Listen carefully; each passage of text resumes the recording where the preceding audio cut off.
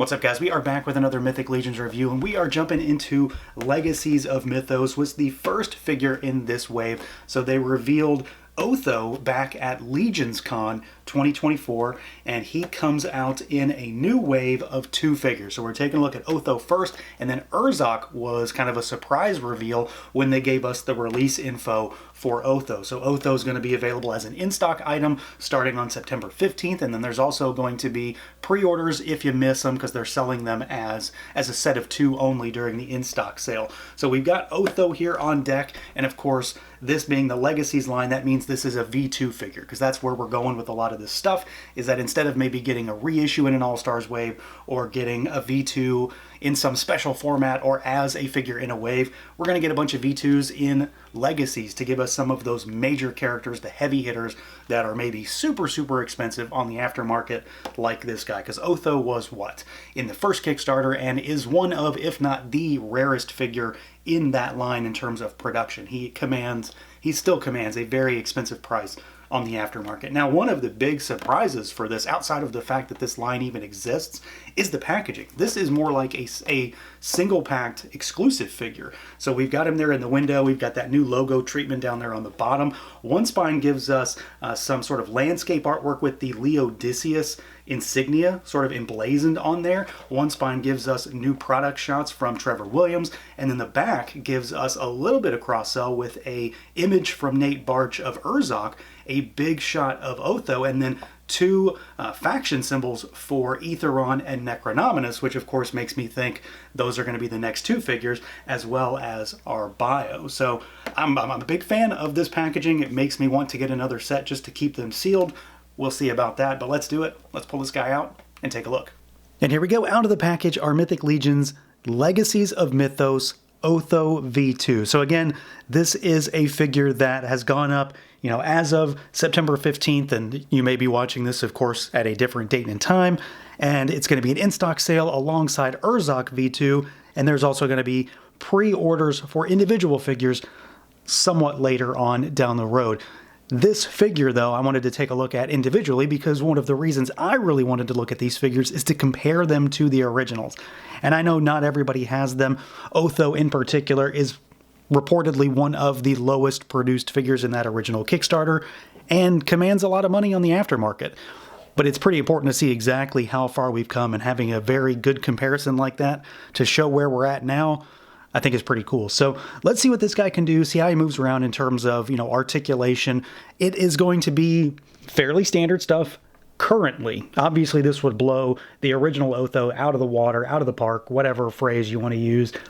But he's in line with all the new knights, stuff like Gideon Heaven's Brand V2, or things like a Valiant Knight, stuff of that nature, all the new stuff we've been seeing lately. So we've got a head that can look up and down. Now, he does have the dreads, and they are a separate piece that actually pegs into the back of this helmet and his unhelmeted head. So depending on where they are, you're going to get different range, obviously. They do get in the way slightly. You've got some tilt side to side. You've, of course, got rotation. He also has one of the hinged ball peg necks. It's just in, his darker, black skin tone complexion, really. So you've got that on deck here for this figure. What's really cool, though, this helmet, this might be one of my favorite helmets in the line. I know it's brand new, but, just look at it.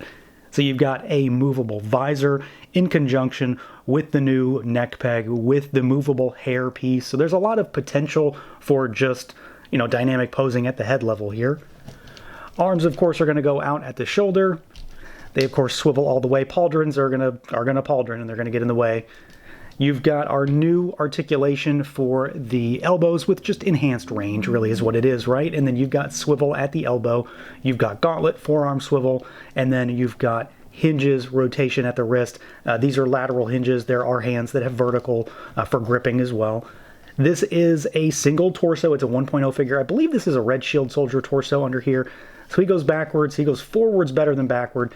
Tilt side to side a little, and rotation. There is a lot going on at his waist with the girdle, with the belt cinching him shut, with the tunic, the tabard being over top of him. So I do think that is getting in the way slightly. I will, again, kind of sing the virtues of this tabard system. I still love just the fact that this shirt is like an actual shirt. It's a separate piece. It cinches at the waist. It just works. legs all the way out. They do kick forward. They kick backward. You do have a thigh twist up there. We've got our new range knees, which of course have some swivel up there. And then you've got swivel at the top of the ankle. We've got some rocker action. And then of course we've got hinge. So this guy, I mean, he's exactly what you expect if you've messed with any of the newer Knights, Valiant Knight, you know, any of the stuff from the Necro wave or the All-Star 6 wave. He just has a little bit of extra stuff going on when it comes to the head region, specifically when it comes to this particular helmet. Now, as far as the overall look and feel, this figure is, I mean, well, he's essentially everything you hope and want him to be. And I don't think I'm exaggerating when I say that. This guy is a great example of, I think, what we should want and expect from Legacies.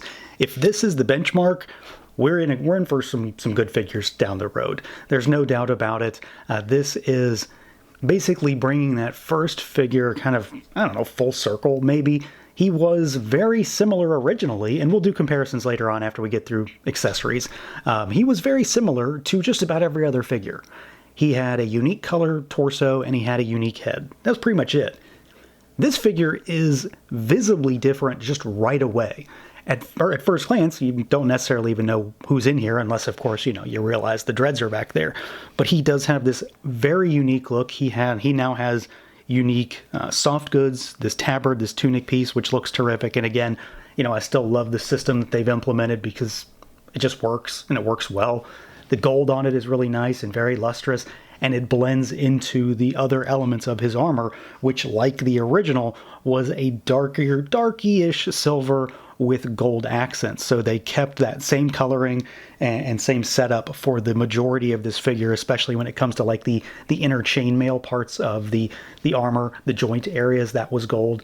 You know, he comes pre-equipped with some belts to throw things off and to break him up a little bit. We've got some of those lower profile pauldrons, which are again similar to the original kind of standard knight pauldrons that we had with that first Kickstarter that every figure seemed to use. So a lot of the elements are very thematically similar, but the colors are slightly different. Obviously this blue is not the same as the blue on that original figure, and of course this is soft goods, and it's probably not even worth mentioning anymore, but of course it's wired. But it's a different shade of blue, it's a different idea, it's a different material, it's different everything really, but everything about this figure harkens back to the original while also still being very, very unique and different. You know, put him up against, say, Gideon Heavensbrand, and he's going to look like he belongs with him just in terms of the level of figure they are and the type of character they are. And then, of course, you know, one of, if not the most defining characteristics of this particular version is something entirely new and unique in this head sculpt. So not only do we have, you know, the movable dreads now. So like I said, this pops out and you've got this big plug back here. I'm curious to see what, you know, 3D printer folks are going to come up with for that. Anything that can be pegged into something gets a 3D part. So I'm curious to see who starts making hair first. But we've got this, you know, lion face armor, the mask up here, which just looks terrific. The sculpt work on this is tremendous. The way it catches the light with this very, very lustrous silver. And just the fact that you can open that looks amazing. I'm so happy with the way this turned out. It gives him something so much more regal and important, and it brings that aspect of the character actually into the figure.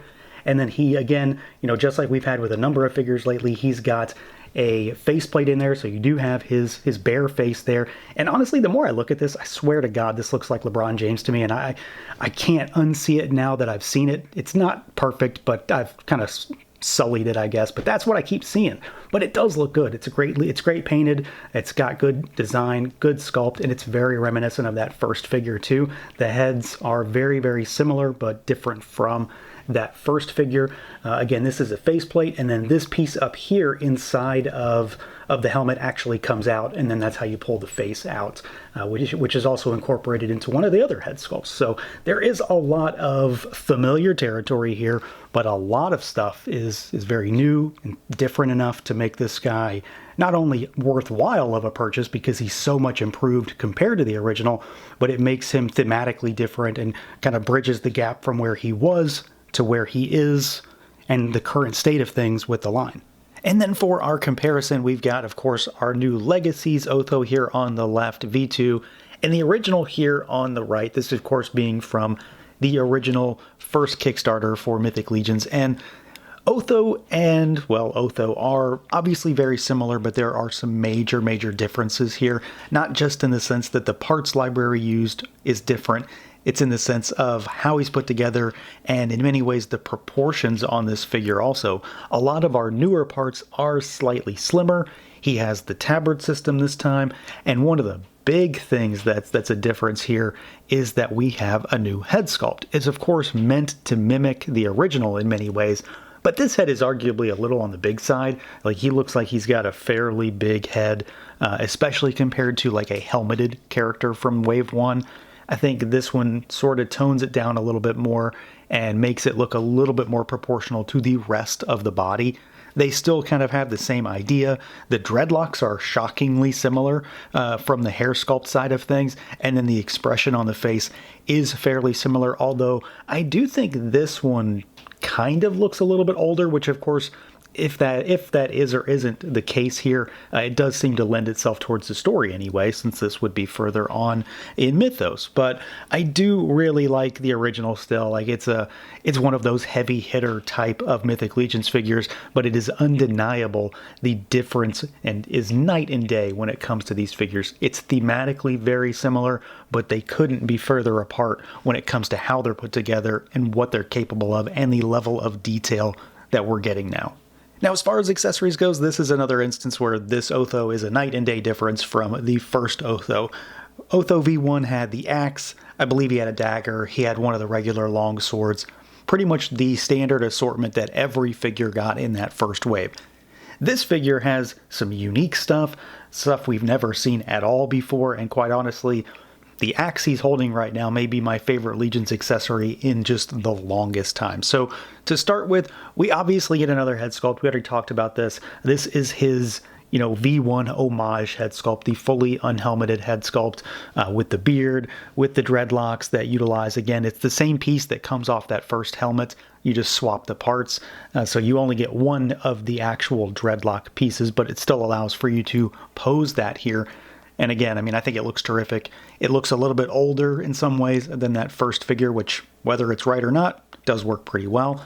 We get another head, and this is a fully helmeted knight's helmet, but it is not as ostentatious as that lion's helmet. It has that removable piece that the lion helmet has. It's got a flip-up visor also, and this is that same faceplate from the first head sculpt that we've already seen with the lion head on it. So you just take those out and pop them in, and you've got options when it comes to how you want to display them. So you could easily turn OTHO into a kind of a standard knight with this helmet. He also comes with some hands, so we've got the sort of grippy style posy hands on him in the box. Of course, I've got a gripping hand on him here. He comes with 4 gripping hands. You get 2 lateral and 2 vertical hinges. We get one of the sort of standard long swords, but it's done up in his very signature blue color. These look great. Like, the blue on this is all very striking. It looks terrific.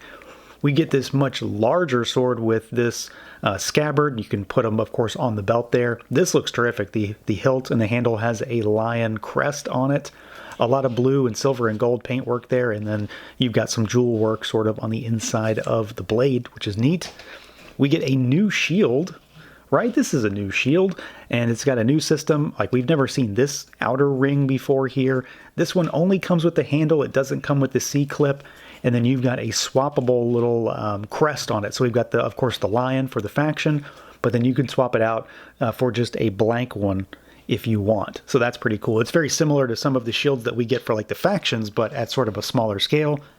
And then lastly, we do get this amazing axe. So the axe was the big weapon for OTHO in the first release, and this sort of plays on that, but it gives him something that is much more unique, almost ceremonial in many ways by the way it looks.